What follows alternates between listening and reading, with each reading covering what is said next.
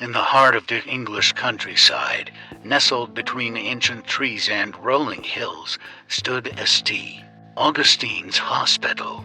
Once a place of healing and solace, the imposing Victorian building had long been abandoned, its halls echoing with the whispers of a dark and haunted past. Legend had it that the hospital was cursed, tainted by the sins of the past. It was said that the spirits of those who had suffered within its walls still lingered, trapped between the realms of the living and the dead. The once white facade now bore the scars of time, and the windows, shattered and empty, seemed to stare like hollow eyes into the desolation within. On a cold and moonless night, a group of friends dared each other to spend the night within the dilapidated hospital. Drawn by the allure of the macabre and fueled by the thrill of fear, they entered through the broken gates, each step echoing through the empty courtyard like a drumbeat of impending doom. As they ventured deeper into the decaying building, a bone-chilling breeze swept through the corridors, carrying with it the distant wails of unseen phantoms.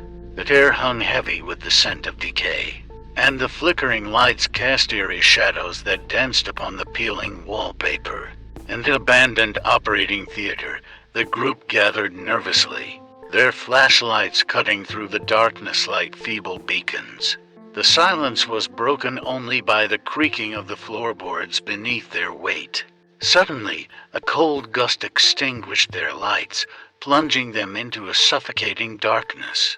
Whispers echoed through the room, disembodied voices murmuring forgotten secrets. The group clutched their chests as a chill ran down their spines, their breath visible in the frigid air.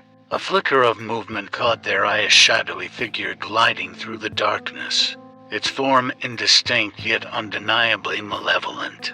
One by one, the ghosts revealed themselves, their spectral visages contorted in agony. The patients who had suffered under the hospital's care now sought vengeance from the intruders who dared disturb their eternal slumber. Each ghost bore the scars of their untimely demise: twisted limbs, hollow eyes, and anguished expressions frozen in time. The friends stumbled backward, desperate to escape the relentless advance of the vengeful spirits.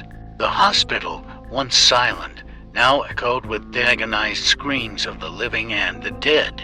Doors slammed shut, trapping the intruders in a labyrinth of despair.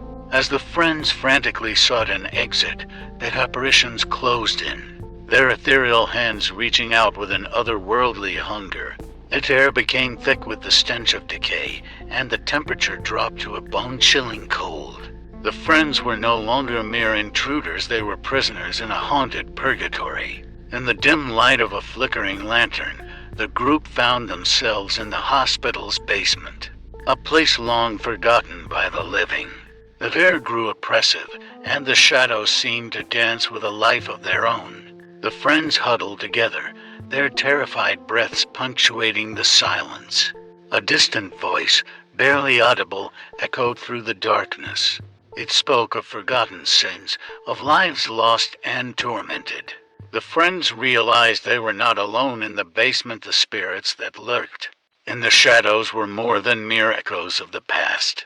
As the friends strained to comprehend the spectral voice, a flickering light emerged in the distance, a feeble lantern illuminating the face of a ghastly figure. A tall, gaunt man, dressed in outdated medical attire, stood at the end of the corridor. His hollow eyes bore into the souls of the intruders, and a sinister smile played upon his lips. "I see you've discovered my domain," the ghostly figure whispered, his voice carrying an otherworldly resonance. "Welcome to the asylum of lost souls."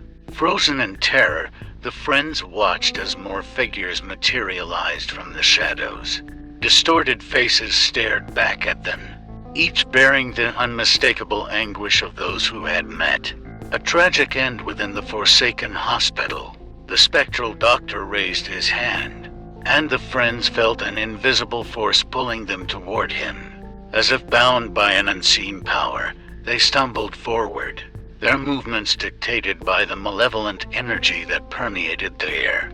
The doctor's voice echoed through the underground passages, recounting the hospital's dark history.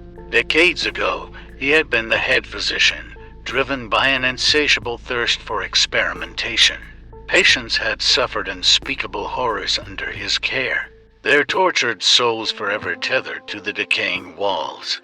The friends listened in horror as the doctor described the rituals he had performed to bridge the gap between the realms, trapping both himself and the tormented spirits in a purgatorial loop.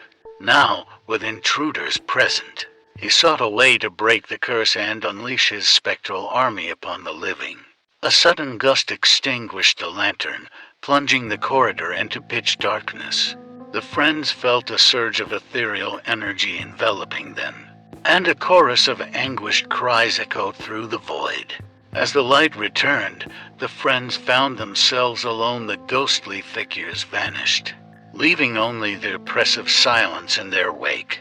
Determined to escape the clutches of the malevolent spirits, the friends navigated the labyrinthine corridors, their every step guided by an unseen force.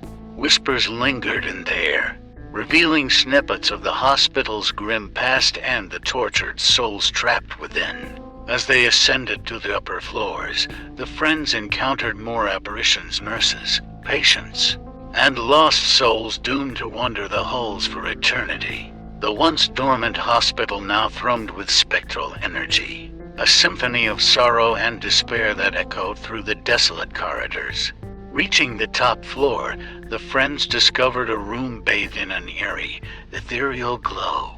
In the center, a tattered journal lay open, its pages filled with the doctor's handwritten confessions. The key to breaking the curse and freeing the spirits lay within those forbidden pages. With trepidation, one of the friends began to read aloud from the journal, the words resonating with a power that transcended the physical realm. The atmosphere shifted, and the spectral energy intensified.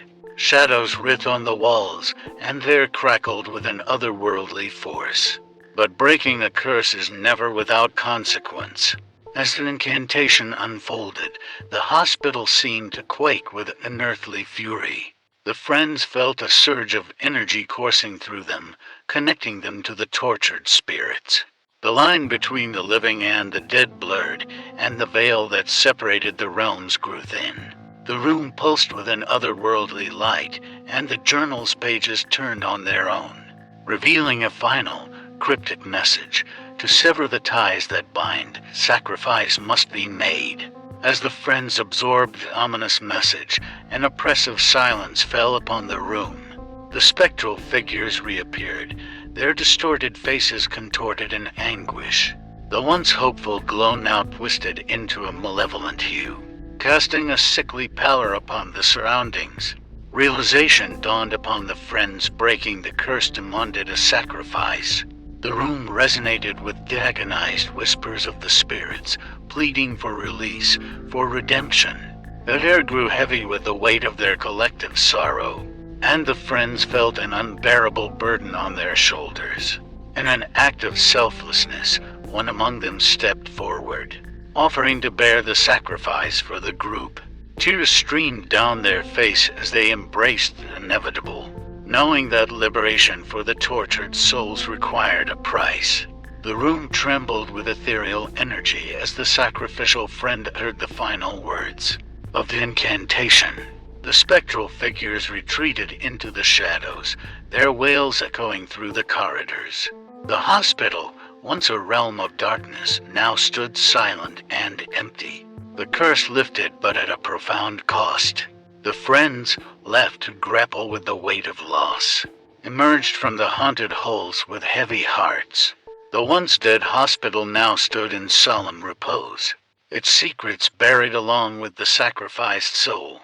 The countryside, once cloaked in the shroud of mystery, returned to its peaceful slumber, unaware of the tragic tale that unfolded within the decaying walls. The surviving friends carried the burden of their haunted night, forever marked by the spectral encounters and the sacrifice made in the name of freedom. The echoes of St. Augustine's hospital lingered in their nightmares, A haunting reminder that some curses could only be broken with the currency of sorrow. As they left the desolate place, a chilling wind whispered through the trees, carrying with it the forlorn sighs of the departed.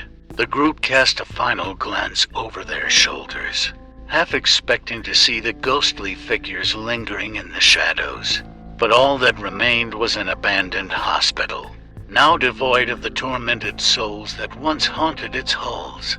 The once cursed building stood as a solemn monument to the choices made in the name of redemption, a testament to the thin veil between the living and the dead.